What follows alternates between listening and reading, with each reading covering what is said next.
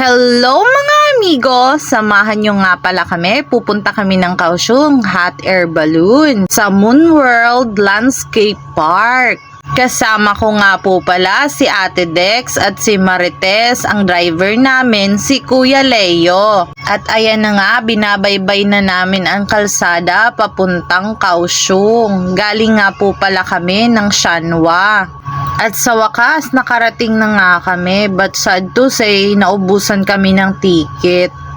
Kaya biglang nalungkot si Marites, pero ayan, umikot-ikot na lang kami dyan para happy. At ayan nga, nag-shades na ang mga artista. Nakakatuwa, nakikita na namin ang hot air balloons. At ayan nga, nagpaikot-ikot na nga ako at maraming ang tao, OMG. Ayan, umikot-ikot na kami.